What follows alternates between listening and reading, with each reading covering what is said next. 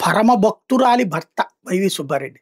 బయటికి వెళ్ళేటప్పుడు కూడా గోవుకి పూజ చేయకుండా పోనటువంటి వ్యక్తి. ఇప్పుడు ఆయనే ఆరోపణలు ఎదుర్కొంటున్నటువంటి పరిస్థితి. ఏంటి దీనికి పరిష్కారం?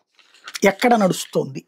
ఇప్పుడు స్పష్టత రావాల్సింది. తిరుమల తిరుపతి దేవస్థానానికి సంబంధించి ఇప్పుడు ఒక విష ప్రచారం ప్రారంభించారు. అందులో ఆయన నిబంధనలు సడలించాడు అన్నటువంటిది. యెస్, నిబంధనలు సడలిస్తారు. ఎక్కువ ఆ నెయ్య తీసుకొచ్చుకోవడానికి. అలాగా అంటే కొన్ని సంస్థల మీదనే కేంద్రీకృతం. బోలే బాబా దాని మీద నిషేధం పెట్టినోడు సుబ్బారెడ్డి.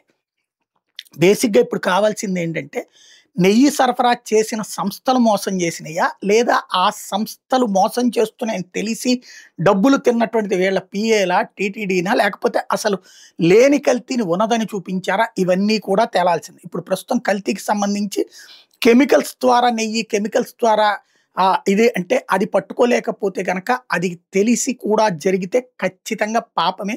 వెంటాడతది, వేటాడతది, వంశక్షయం అవుతది. అది గుర్తుపెట్టుకోవాలి. వంశక్షయం. వంశం నాశనం అయిపోతుంది. అలాంటి సిట్యుయేషన్‌లో ఏం చేస్తారిక్కడ? ఏం జరుగుతది అనేటటువంటిది చూడాల్సుంది.